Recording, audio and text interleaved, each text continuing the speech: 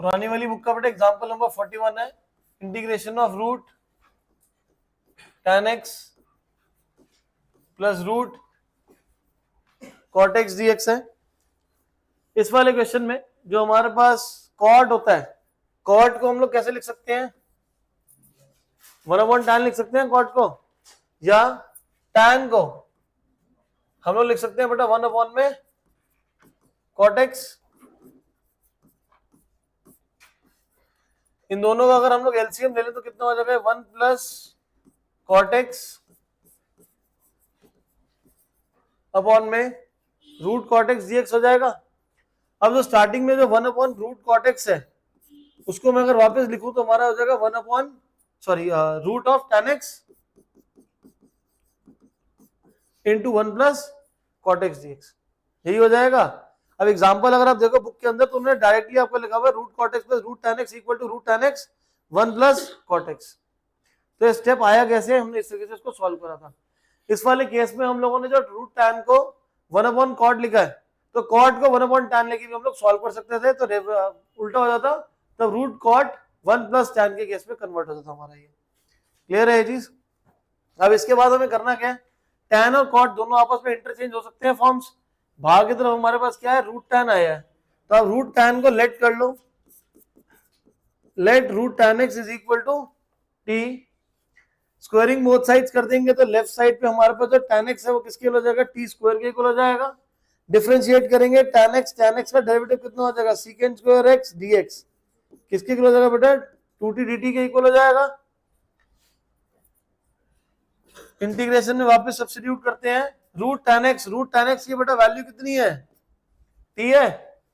ये जो root tan x है इसकी वैल्यू कितनी हमारे पास t है,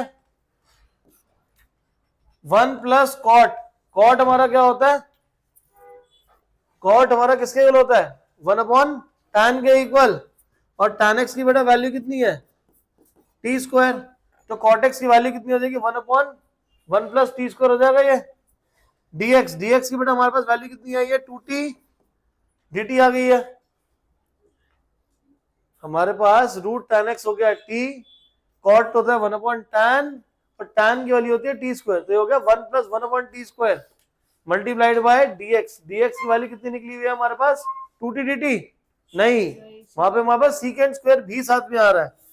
तो आप लोगों को यहां से dx की वैल्यू निकालो वापस, हो जाएगा 2t dt अपॉन में secant स्क्वायर x। अब हमने लेट क्या करा था, tan x को लेट करा था, बट यहाँ पे डिनोमिनेटर में क्या आ रहा है, secant स्क्वायर, क्योंकि बाकी सारा राइट साइड पे तो t की फॉर्म में, बट secant स्क्वायर रह गया। secant स्क्वायर का बेटा किसके इक्वल होता है, 10th स्टैंडर्ड में पढ़ा था, secant स्क्वायर किसके इक्वल होता है, 1 प्लस, और tan स्क्वायर x किसके इक्वल है, tan स्क्वायर x किसके इक्वल है हमारा, किसी के इक्वल नहीं, tan किसके इक्वल है, t स्क्वायर। तो tan स्क्वायर कितना हो जाएगा बेटा, t की पावर।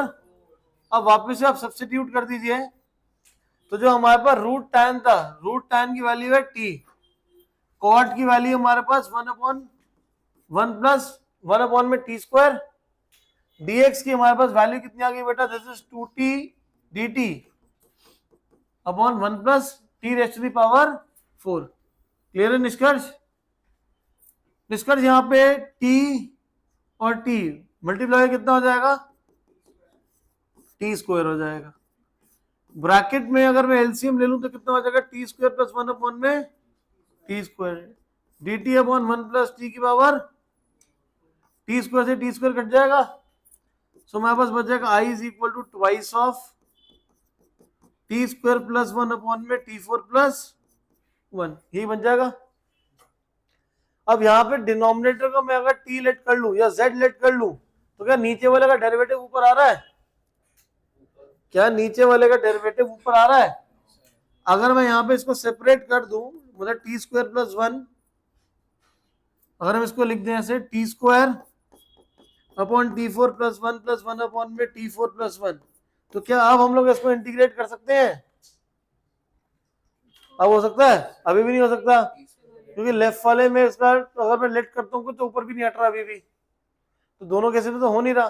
सो हम लोग को यहाँ पे क्या करना पड़ेगा, फॉर्मुलेट करना पड़ेगा। फॉर्मुलेट अब करें कैसे, डिनोमिनेटर में कुछ ऐसा बनाओ या न्यूमरेटर में ऐसा बनाओ कि किसी को z लेट कर लो सब्स्टिट्यूशन से और उसका डेरिवेटिव न्यूमरेटर में आ जाए, क्योंकि जब भी हम लोग लेट करते हैं तो हम लोग कहाँ का लेट करते हैं, डिनोमिनेटर में लेट करते हैं। जिसको z लेट करूंगा तो न्यूमरेटर से हट जाएगा वो वाला पार्ट, तो क्या लेंगे, टी स्क्वायर क्या लें, कॉमन ले लें, न्यूमरेटर से टी स्क्वायर कॉमन लोगे तो क्या हो जाएगा 1/1 प्लस टी स्क्वायर, डिनोमिनेटर से भी टी स्क्वायर कॉमन ले लो तो हो जाएगा हमारे पास टी स्क्वायर प्लस 1/में टी स्क्वायर, यही होगा। ऊपर से टी स्क्वायर कॉमन लेंगे तो T square multiplied by 1 plus 1 T square, denominator से टी स्क्वायर कॉमन लेंगे तो T square plus 1 T square आ जाएगा। तो यहाँ पे टी स्क्वायर से T square cancel, I is equal to twice of 1 plus 1 T square divide by T square plus 1 में टी स्क्वायर। क्या अब डिनोमिनेटर को अगर मैं टी जेड लेट करूं तो क्या नीचे वाले का डेरिवेटिव ऊपर आ रहा है, अगर हम डिनोमिनेटर को z लेट कर लें तो क्या इसका डेरिवेटिव ऊपर आ रहा है, नहीं आ रहा।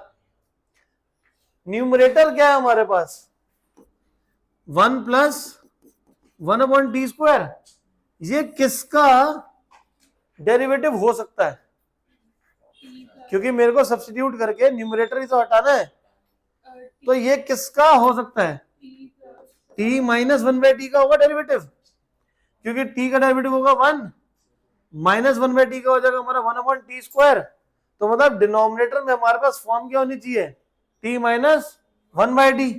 तो क्या t माइनस 1/t आ रहा है हमारे पास डिनोमिनेटर में, नहीं। तो हम लोग ना क्या करेंगे, यहाँ पे न्यूमरेटर तो सेम रहेगा 1 प्लस 1/टी स्क्वायर dt, तो टी स्क्वायर प्लस 1/टी स्क्वायर को हम लोग लिख लेंगे t माइनस 1/t का होल स्क्वायर प्लस 2 हो जाएगा, क्योंकि जब मैं डिनोमिनेटर को आपका एक्सपैंड करूंगा t माइनस 1/t का स्क्वायर तो कितना हो जाएगा t square plus 1/t square minus two plus 2 cancel हो जाएगा। इस वाले पार्ट को लेट कर लो z, t minus 1/t equal to z 1 plus 1 में टी स्क्वायर dt किसके हो जाएगा ये dz के इक्वल। तो जो न्यूमरेटर है इसकी वैल्यू हमारे पास कितनी होगी बेटा dz, नीचे वाला पार्ट हमारे पास z था जिसको हम z स्क्वायर और 2 को कैसे लिख सकते हो आप √2 का स्क्वायर, तो फॉर्म बन गई x square plus a square. x square plus a square की क्या फॉर्म होती है, फॉर्मूला क्या होता है बेटा 1/a, तो x की वैल्यू z है z/√2 प्लस c, 2/√2 कितना हो जाएगा बेटा √2 tan इनवर्स z किसके इक्वल है t minus 1/t divide by √2 plus c, और t हमारा कहा था स्टार्टिंग में, t की वैल्यू कितनी थी √tan x, वापस से पुट कर दो इसको, √t tan इनवर्स, एक स्टेप और लिख लेते हैं एलसीएम ले लेते हैं, तो एलसीएम लेके कुछ इस टाइप का बन जाएगा टी स्क्वायर माइनस 1 में √2 tan इनवर्स टी स्क्वायर की बेटा वैल्यू हमारे पास tan x √2 tan x plus c। Clear है ये एग्जाम्पल नंबर 42 पुरानी वाली बुक के हिसाब से। एग्जाम्पल 42 हमें बोल रहा है sin 2x cos 2x integration of sin 2x cos 2x dx upon में square root of 9 minus cos 4 2x आ जाएगा ये। अब इसको सॉल्व कैसे करें, हम लोग यहाँ पे t किसको लेट करें या किसी पार्ट को t लेट करके ये सॉल्व हो रहा है हमारा, डिनोमिनेटर में 9 माइनस cos 4 है और ऊपर हमारे पास आ रहा है sin 2x cos 2x। अगर इस क्वेश्चन में जो रूट के अंदर वाला जो फॉर्म है हमारा cos 4 में cos स्क्वायर को अगर हम t लेट कर ले तो इसका डेरिवेटिव कितना होगा बेटा, पावर आगे आ जाएगी, पावर एक कम, cos का डेरिवेटिव होता है माइनस sin 2x और 2x का डेरिवेटिव होगा 2 dx किसके इक्वल हो जाएगा बेटा dt के इक्वल। न्यूमरेटर में हमारे पास क्या है cos 2x and sign 2x। तो हमारे पास यहाँ पे साइन 2x कॉस 2x, इसकी वैल्यू कितनी हो जाएगी बेटा माइनस डी टी अपॉन में 4। हमारे पास आ जाएगा बेटा माइनस डी टी अपॉन में 4 square root of 9 minus t square हो जाएगा। अब फॉर्मूला लगा लेंगे हम directly A square minus X square का, बिकॉज 9 को हम लोग लिख सकते हैं 3 स्क्वायर। ठीक है बेटा। Next example number 43। Example number 43 important mark कर लीजिएगा इसको। 43 में हमारे पास गिवन है बेटा -1 से 3/2 मॉड x sin पाई x dx। अब इसको सॉल्व करने के लिए, क्योंकि हमारे पास मॉड आ रहा है, सो हम लोगों ने प्रॉपर्टीज में पढ़ा था कि जब भी मॉड के केस में आता है तो मॉड वैल्यू को हम क्या करते हैं इक्वल टू 0 पुट कर देते हैं। तो हम लोग क्या करेंगे, मॉड के अंदर जो नंबर है उसको इक्वल टू 0 पुट कर दो, तो x sin पाई x कितना हो जाएगा 0 के इक्वल। तो यहाँ पे इसका मतलब है कि या तो x 0 हो जाएगा या sin पाई x 0 हो जाएगा। साइन हमारा 0 कब होता है,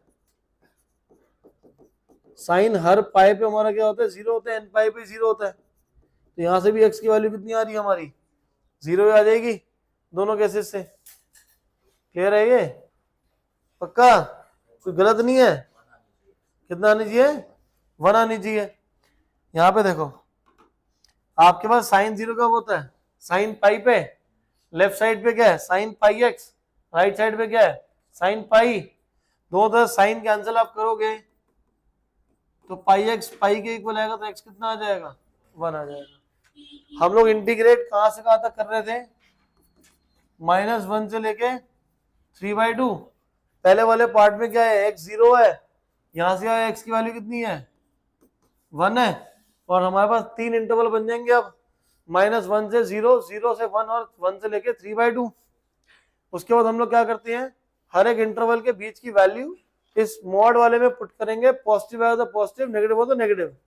-1 से 0 कोई भी एक वैल्यू ले लो, दैट इज -0.5।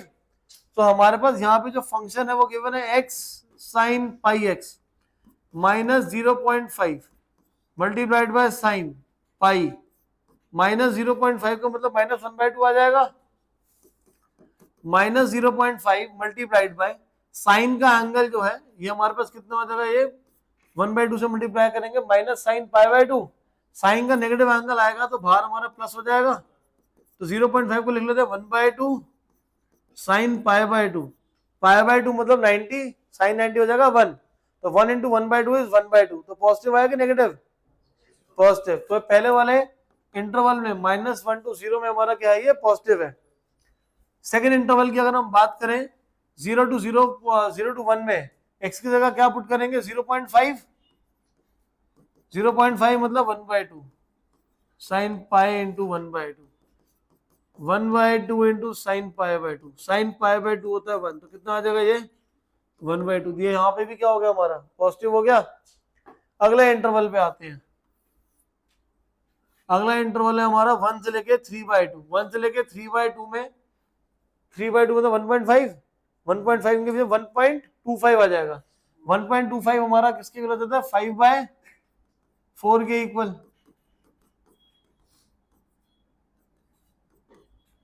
तो 5/4 तो पॉजिटिव नंबर है, 5π/4, 5π/4 कहाँ लाया करेगा, थर्ड क्वाड्रेंट में लाया करेगा।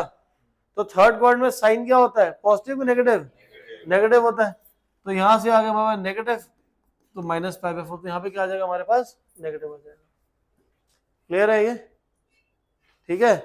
अब ये सारा मैंने गथा लिखी है, ये तुम्हारे स्कूल वालों की वजह से लिखी है। अगर बोर्ड में होता तो हम डायरेक्टली क्या कर लेते हैं, उस केस में आप सिर्फ एक ऐसे बनाते सॉल्व करते, वैल्यूज हमारे पास क्या आ रही थी 0, -1 से 0 आ रही थी। -1 से 0 के बीच में कोई वैल्यू सब्स्टिट्यूट करते तुम्हारा वो क्या रहता नेगेटिव नेगेटिव पॉजिटिव हो जाता। फिर जब हम आए थे 0 से 3/2 के बीच में, तो 0 to 1 में यहाँ पे मल्टीप्लाई किससे हो रहा है पाई से हो रहा है। तो 0 से 1 में मल्टीप्लाई होगा पाई से, तो कौन सा रहेगा फर्स्ट और सेकंड क्वाड्रेंट रहेगा। फर्स्ट सेकंड क्वाड्रेंट में हमारा x क्या है पॉजिटिव है, और आपका वो भी हमारा क्या रहेगा पॉजिटिव रहेगा। तो जिसकी वजह से दोनों केस में हमारा ये पॉजिटिव ही है। और जैसे ही मैं यहाँ पे 3/2 1 के बाद मूव कर रहा हूँ, तो मतलब पाई के बाद जब मैं जा रहा हूँ थर्ड पॉइंट में जा रहा हूँ तो आप डायरेक्टली का लिखते हैं नेगेटिव ला सकते थे। तो इस क्वेश्चन को अब आगे सॉल्व कैसे करेंगे, तो हमने देखा कि -1 से लेके 1 के बीच में ये आपका पॉजिटिव है, तो -1 to 0 और 0 to 1 दो अलग अलग इंटरवल सॉल्व करने की जरूरत नहीं है। तो हमारा जो ब्रेक डाउन किसके हो जाएगा, ये -1 to लेके 1 x sin pi x plus 1 to 3/2 x sin pi x dx। अब यहां पे हमारे पास सॉल्व करें, इसको करें कैसे, x into sine pi x है, कौन सा रूल लग सकता है इसको सॉल्व करने के लिए, आइलेट लगेगा। तो इसको अलग से पहले इंटीग्रेट कर लो, फिर वापस वैल्यू सब्स्टिट्यूट कर लेना। आइलेट में आई एल ए हमारा कौन सा होगा, फर्स्ट फंक्शन, टी हो जाएगा हमारा सेकंड फंक्शन। फॉर्मूला क्या होता है, first function as it is integration of second, sine का इंटीग्रल कितना हो जाएगा हमारा minus cos pi x upon pi, minus x का डेरिवेटिव हो जाएगा 1, साइन का इंटीग्रल हो जाएगा minus cos pi x upon pi dx, minus x cos pi x upon में pi, plus cos pi x होता है हमारे पास sine pi x upon pi, तो पाई इंटू पाई कितना हो जाएगा, पाई स्क्वायर हो जाएगा। तो ये हमारे पास वैल्यू किसकी आ गई है, फंक्शन की वैल्यू आ गई है। अब इस वैल्यू को हम लोग -1 to 1 और एक बार 1 से लेकर 3/2 में इंटीग्रेट कर देंगे। क्लियर है ये चीज। तो यहाँ पे दो बार अलग करने की जगह अलग से एक बार सॉल्व कर लो और अलग अलग इंडिविजुअली उसको इंटीग्रेट कर लेंगे इसको। क्लियर है ये, रोनिका कुछ समझ आया, सब ऊपर से निकल गया। यहाँ पे हमारा फंक्शन जो था वो नेगेटिव आ रहा था, तो यहाँ पे आंसर माइनस आएगा, प्लस नहीं आएगा, यहाँ माइनस आएगा। और x साइन पाई x को अलग से इंटीग्रेट करके वापस सब्स्टिट्यूट करेंगे, upper limit minus lower limit. Clear है ये। अगला क्वेश्चन, अगला वाला हमारे पास जो क्वेश्चन है इसको ड्रॉप करते हुए आगे चलते हैं। तो हम लोगों ने एग्जांपल नंबर 43 करा है, सेम क्वेश्चन जो है हमारा मिसलेनियस में भी है और एग्जाम्पलर में है, जहाँ पे इसमें सॉरी एग्जाम्पलर में है x साइन पाई x की जगह cos पाई x कर दिया इसके अंदर। तो cos को भी हम लोग सेम इसी मेथड से सॉल्व कर लेंगे। अब लास्ट क्लास में मैंने होमवर्क दिया था मिसलेनियस का, क्वेश्चन नंबर 1 2 3 4, थर्ड वाला क्वेश्चन हुआ नहीं था तो सॉल्व कर लेते हैं।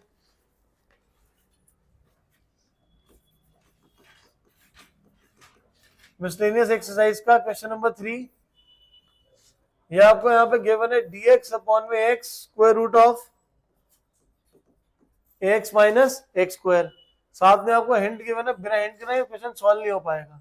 यहाँ पे आपको क्या लिखा कि लेट कर लो कि x is equal to a by t, dx हमारा किसके हो जाएगा बेटा, माइनस a अपॉन में टी स्क्वायर।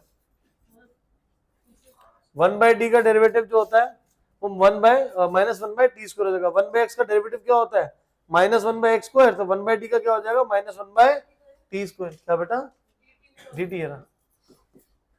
अब dx की जगह हम लोग वैल्यू क्या पुट कर रहे हैं, -a 1/t square dt whole divide by, starting में हमारे पास क्या है x की वैल्यू क्या है बेटा, a/t, ax a into a/t minus a/t का whole square minus a dt। अब यहां पे स्टार्टिंग में ये t और ये t कैंसिल हो जाएगा, तो हमारे पास क्या बचेगा यहाँ पे, at square root of a square upon t minus a square upon में t स्क्वायर। डिनोमिनेटर वाला जो है उससे पहले देखें a से a भी कैंसिल हो रहा है, -1 dt t। न्यूमरेटर में यहां से और यहां से a स्क्वायर कॉमन आ रहा है, a स्क्वायर अगर मैं कॉमन ले लूं तो बाहर क्या बचेगा, a। अंदर की तरफ अगर मैं एलसीएम लूंगा तो यहाँ पे जाएगा टी स्क्वायर और यहाँ पे हमारे पास क्या आ जाएगा, t माइनस 1। तो ये हमारे पास आ जाएगा -1 dt divide by at t minus 1, denominator t square से रूट हटाएंगे तो हमारे पास यहाँ पे t आ जाएगा, दोबारा से t कट गया, -1/t dt अपॉन में t माइनस 1 और पे रूट है, ऊपर जाएगा तो क्या हो जाएगा, t माइनस 1 की पावर -12। सॉल्व कर लेंगे x की पावर n+1 अपॉन में n+1 और टी को दोबारा से रिप्लेस कर लेंगे हम लोग a अपॉन x से। ठीक है, क्या पूरे ब्रैकेट में? हाँ इसमें हो सकता है, आगे नहीं होगा बेटा, +1 अपॉन n + 1 होगा। फोर्थ वाला क्वेश्चन हो गया था। फिफ्थ वाला क्वेश्चन ले लो बेटा बुक। फिफ्थ वाला क्वेश्चन हम लोगों ने आज करना है। यहाँ पे हमें बोल रहे हैं dx अपॉन x की power half plus x raise to the power 1/3। अब पावर 1/2 प्लस 1/3 है, कोई भी आपके पास आ जाए इस टाइप का जिसमें पावर ही फ्रैक्शन में हो। हम लोगों ने इस टाइप का क्वेश्चन पढ़ा था जिसमें पावर फ्रैक्शन में नहीं थी। वो क्वेश्चन हमारे कुछ इस टाइप के थे जिसमें लिखा था dx अपॉन x की पावर 4, x की पावर 4 + 1, कुछ इस टाइप के अंदर पावर पे 3/4 इस टाइप का कुछ गिवन था। तो ऐसे केसेस हम लोग क्या करते हैं, पावर अगर यहाँ पे 3/4, 1/4, 2/5 जो भी गिवन थी उन्हीं पावर को हम कॉमन लेके बाहर निकाल रहे थे, जब हम लोग एग्जाम्पल में भी सॉल्व करा था। इरेज हो जा। तो अब यहाँ पे इसको सॉल्व करने के लिए 1/2 और 1/3 का एलसीएम कितना होगा? 5/6 होगा। 1/2 और 1/3 का एलसीएम कितना होता है? तो पार्ट फ्रैक्शन में क्या हुआ, 1/6 आ गया। तो यहाँ पे हम ये लेट करेंगे, x की पावर 1/6 को t लेट करोगे, x हो जाएगा हमारा t की पावर 6, dx की वैल्यू कितनी हो जाएगी हमारे पास 65 dt। अब रिप्लेसमेंट कर लो, dx की जगह बेटा वैल्यू आ जाएगी 65 dt, x की वैल्यू कितनी है t की पावर 6, x की वैल्यू t की पावर 6 और हमारे पास यहाँ पे क्या पावर 1/2। दूसरे में हमारे पास t की पावर 6 और पूरी की पावर 1/3, तो हमारे पास आ जाएगा 65 dt अपॉन में t cube plus t square. 65 dt नीचे से हम लोग t स्क्वायर कॉमन निकालेंगे तो बच जाएगा t + 1, हो जाएगा 6 t5 अपॉन टी स्क्वायर, टी क्यूब आ जाएगा अपॉन में t + 1। अब सॉल्व कैसे करें, 6 को बाहर कर दो, न्यूमरेटर में हमारे पास क्या है टी क्यूब है, इसी के अंदर +1 कर दो और -1 कर दो और डिनोमिनेटर को सेपरेट करो। क्यों सेपरेट करना है, क्योंकि टी क्यूब + 1 जो होता है उसमें फॉर्मूला बन जाएगा हमारे पास t + 1 t square + 1 minus t upon में t + 1 माइनस 1 अपॉन में t + 1 dt। तो ये t + 1 से t + 1 कैंसिल हो जाएगा। a cube plus b cube का फॉर्मूला लगाया, 9th स्टैंडर्ड में पढ़ा था, a + b a² + b² minus ab। तो ये हमारे पास आ जाएगा 6 टाइम्स ऑफ, इंटीग्रेट करना है, किसको करना है t² + 1, तो इसको इंटीग्रेट कर ही लेते हैं। टी स्क्वायर का इंटीग्रल हो जाएगा बेटा this is T cube upon 3, 1 का इंटीग्रल हो जाएगा टी और टी का हमारे पास आ जाएगा बेटा T square upon 2 minus 1 upon T + 1 है, सो वो हो जाएगा हमारे पास log T + 1 plus a constant C, और टी की वैल्यू कितनी थी x की पावर 1/6, वापस से सब्स्टिट्यूट कर देंगे आंसर आ जाएगा। ठीक है, ये वाला सेट क्या आता है a cube plus b cube, इसकी जगह आप ऊपर न्यूमरेटर की पावर डिवाइड भी कर सकते थे। इस वाले केस में यहाँ पे जब ऊपर की पावर आ रही है ज्यादा तो हम लोग डिवाइड भी कर सकते थे, तभी वहीं पे आप लैंड अप करते t को किससे मल्टीप्लाई करें t स्क्वायर से, तो t cube plus t square, subtract करेंगे कट जाएगा -t², फिर आ जाएगा हमारे पास -t से मल्टीप्लाई करेंगे -t² माइनस t, तो आ जाएगा t, 1 से मल्टीप्लाई करोगे तो सेम आप सेम वहीं पे आओगे जो हम लोगों ने यहाँ पे करा होगा। ठीक है ना, पक्का क्लियर है, डन है।